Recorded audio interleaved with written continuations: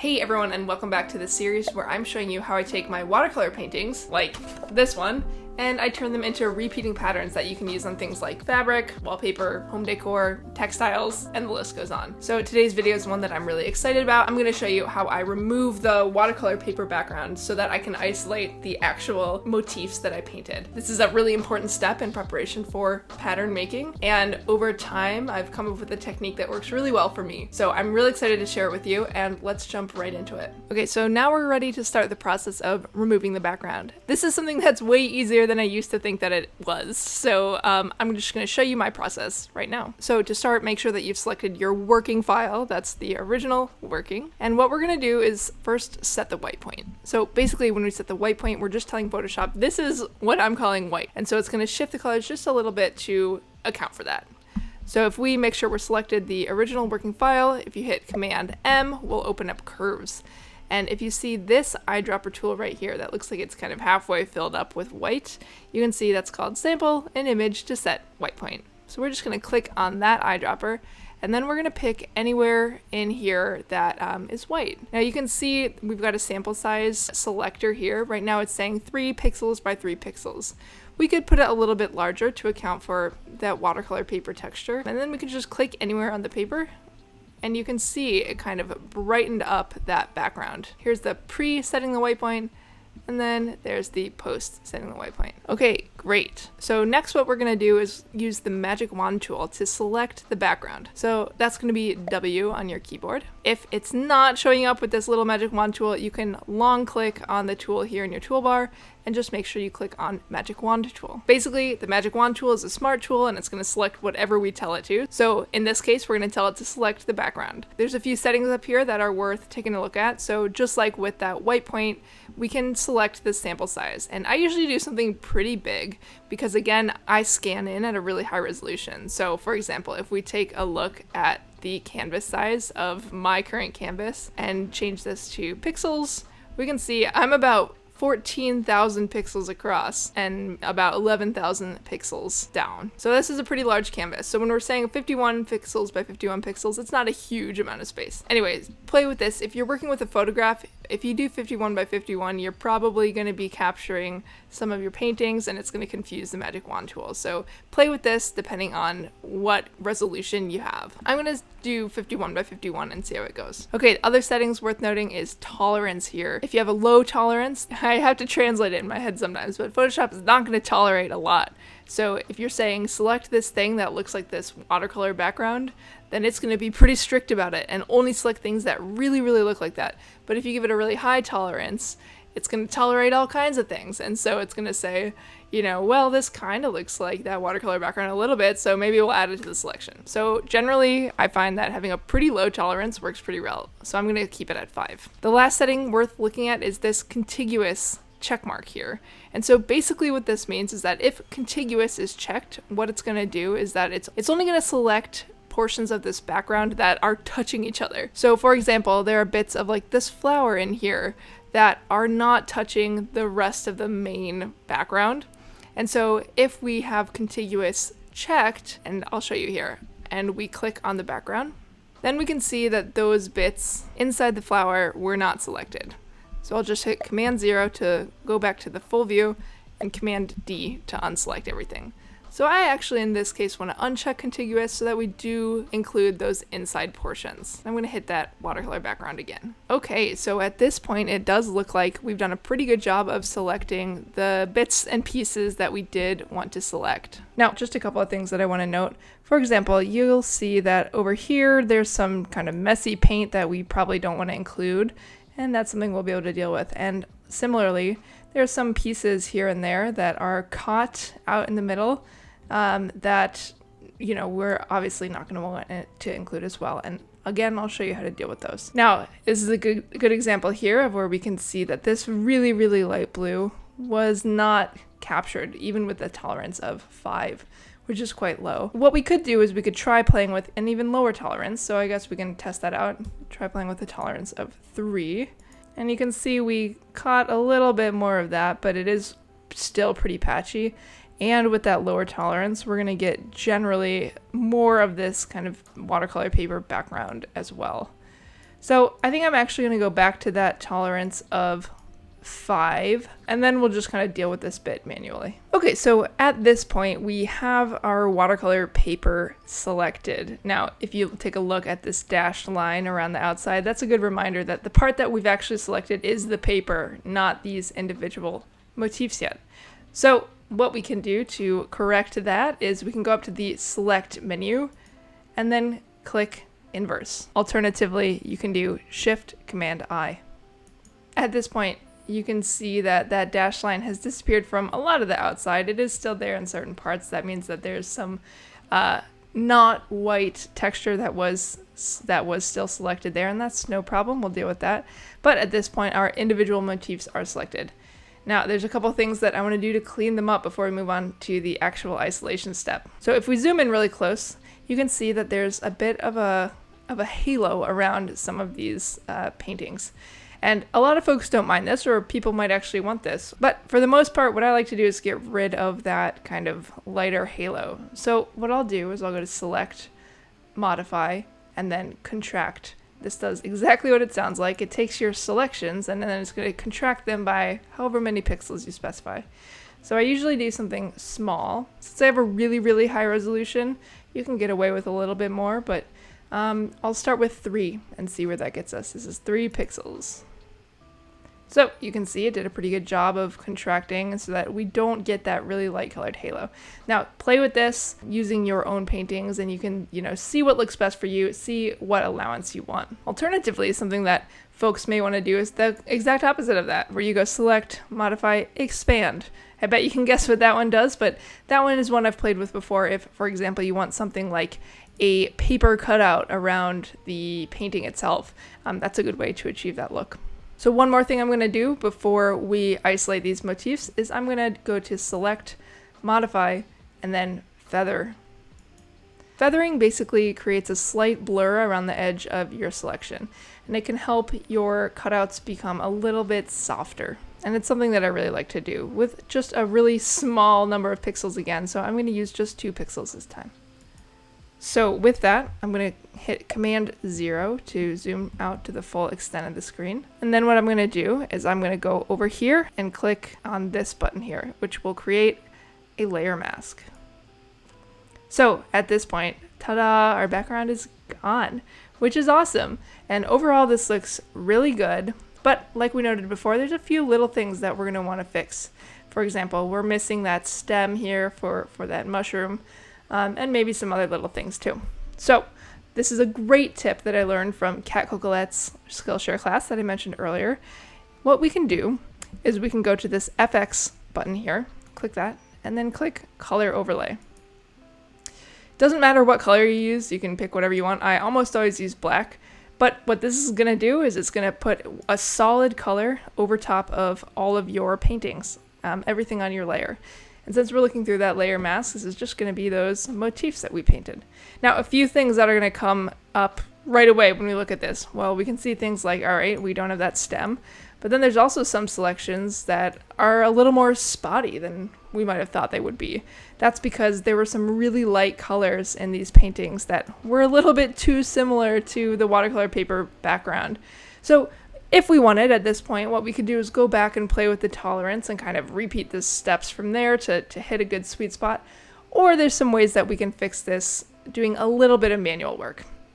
And so that's what I'm going to show you here. So for example, we want to make sure that all of these white bits are actually going to be selected as a complete motif when we move forward. So the way I deal with this is I hit B to get the brush tool.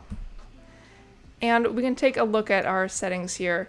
I usually do a relatively hard brush, but not all the way. I guess right now I have it at 67%.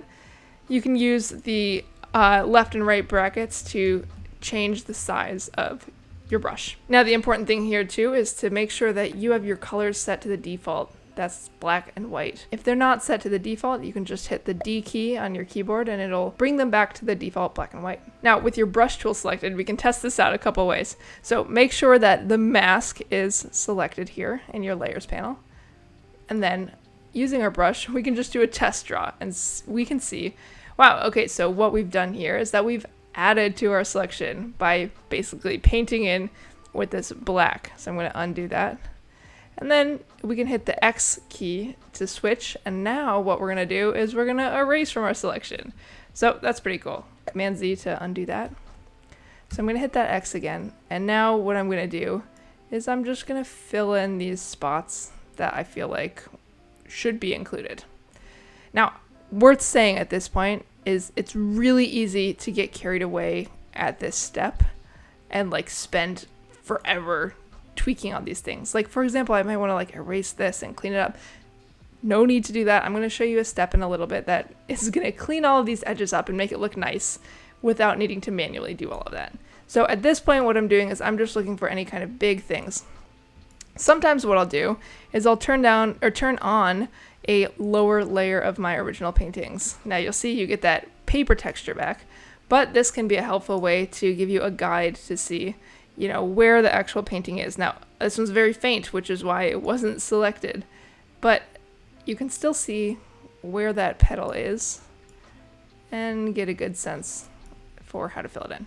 Now, one other thing I should mention is that the reason that I don't turn my hardness all the way up is because we did do that feathering effect. So you can see that our selection has just a slight blur around the edges.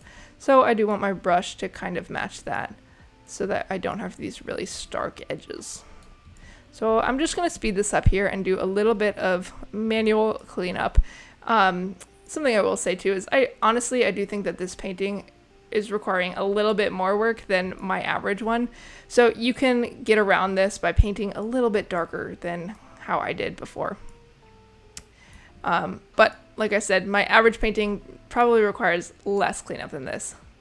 And as I mentioned before, you can always go back and instead of doing this all manually, you can play with your tolerance again and get a different selection. So anyway, I'm going to speed this up and then I'll catch you back once I've cleaned it up the way I want it.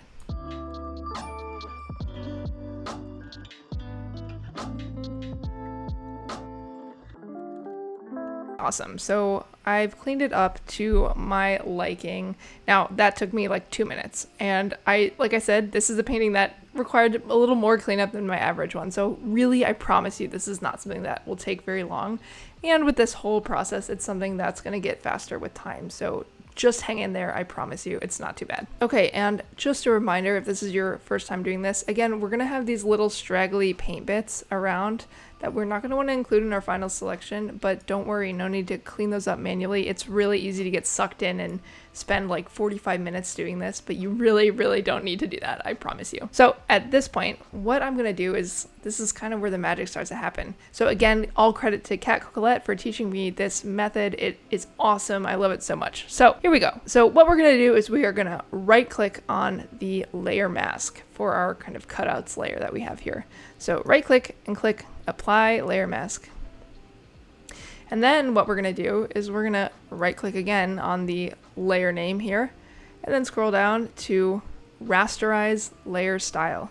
And so what this means, what this is going to do is it's basically going to turn this entire layer into just these black cutouts. So now we totally got rid of the original motifs that we had on there. We just have these black shapes now. But again, don't worry, because this is why we made those copies earlier. So what we're going to do basically now is define what areas of our original that we'd like to select. And so to do that, we're going to use our magic wand tool again. So again, you can hit W to get to the magic wand tool. And this time we are going to make sure that the contiguous button is checked. So when we check that, then we're only going to select the pixels that are touching each other that are the same color. So what we're going to do is select everything that we do want to select. So that's going to be each of these flowers, each of these ferns, and each of these mushrooms. So if we just click on one of these, we can see, great, we've got that selection right around that flower. If you hold down the shift key and then click on, you can see that magic wand turns into a little plus sign when I hit the shift key. So hold down the shift key and then click on your next flower and you've added that to the selection. And just keep on clicking. And so I'm going to go through and click on all of these. You'll see in this case, we've got a petal here that isn't connected to the main flower. So you just want to make sure that everything is selected. I'm going to speed this up and I will catch you once I have selected everything. Okay, so now I think I have everything selected, but I can almost guarantee that there's some like little leaves and stuff that I've missed, since this particular painting has some things that aren't all touching each other. So the way that I can test this is hit Command X to cut my selection, and anything that's left over is things that I didn't select. So aha! I missed a whole flower and a whole fern here. And then we've got all these little bits. Now, some of these are just paint marks that I don't want, but some of these are going to be like little leaves from the ferns. So I'm going to hit Command Z to undo. Let me hold down Shift and add this fern, this flower, and this fern to my selection. And then I'm just going to zoom in a little bit here and see, aha, we do have a couple leaves here that are not selected that I would like to add to my selection. Okay, I'll hit Command 0 to zoom out, and let's try that again. Command X to cut. Great, so let's take a look at this one here, and this one here. So Command Z to undo that. Awesome. So I do want to add that and that leaf here to the selection. And then we'll get that one. Oops. Didn't mean to do that. Make sure to get this one here. We're in pretty good shape now. Now let's test this. Oh, we've got a couple over here that we want to add. Great. Command 0 again. Command X. Great. Command Z. Now we can just check. Okay, great. So I do want that one. Command X. I think maybe this one was here. Yeah. Command Z. So I'll take this one. And then I think the rest are okay. So if I hit Command X one more time, like I know we've got this one here. Yeah, I'm okay with that. So we've got all these little paint bits left over, and that's fine. We don't want those because that's going to include all these random little speckles around that we can't even see at this point. But you know, if we zoom in, we can see these just like little dots that are all around. And so we don't want those. So anyway, we're going to Command Z to get our selection back, but here's where the magic is about to happen. So I'm going to turn off this cutout layer, and you'll see we still have our selection active. So then we can turn on this original copy, and voila, here we've got our motifs selected just the way we want while removing all of those little paint speckles. So the reason I'm zooming in again is just to show you that once again, we've kind of got that little halo around. So what we're going to do is again, select, modify, and contract. I'll do it by 3 pixels again. Perfect, looks beautiful. Then I'm going to do select, modify, feather. 2 pixels sounds great. Okay, Command 0 to zoom back out. And now what I'm going to do is Command X. Oops, let me Command Z real quick. See, I had that cutout layer selected, so it actually was cutting out those black cutouts. That's not what we want. So make sure you're selecting the motif layer, that original copy. Now we can do Command X, and that will cut out our motifs. Great, and you can see all those straggly bits we left behind. Now if we do Command Shift V, that will paste in place. So that's going to paste in a new layer. So let me turn off that paper, and there we go. So we have our motifs all cut out. Now this sounds like something that'll take a lot of work, and I know we're pretty far into the video at this point, but I promise you this is something that you get really fast at, and truly, I promise you I can do this whole process in like 5 minutes at this point. It can go so fast. I promise you. You'll have to trust me on this one because the first like 20 you're gonna do are gonna be really slow, and that's fine, but you will get faster with time, I guarantee it. So what I'm gonna do now is I'm gonna rename this layer Motifs. This one I'm gonna call Cutouts, and then this one right here is that cutout paper. I don't know, I never keep it for anything, I don't need it, so I'm fine to just delete that one. So what I'm gonna do is, again, just with my non-destructive editing, I'm just gonna end up grouping this original and then my cutouts just in case I would ever need to come back and use them. So I will just call that working. Those are my working layers that I'm working with, which isn't really true because I guess now I'm working with this layer, but Anyway, so slight discontinuity. I got a little bit further down the process before I realized I forgot to show you one thing. So you can ignore this folder up here that says motifs for right now. And what I want to do is I want to show you how I smooth out my motifs once I have them all isolated from the background and from any of those random paint speckles. So there's probably lots of ways to do this, but here's how I do it. I take this rectangle marquee tool here, and I just select the entire canvas here. You can probably Command A maybe to select all. Anyway, this is kind of a weird thing, but I'll go to the selection tool, which again is V on your keyboard, and I will just move this a tiny bit. Now it's going to cause Photoshop to think a lot, so give it just a second. Well, I moved it way more than I thought, but here I can move it right back.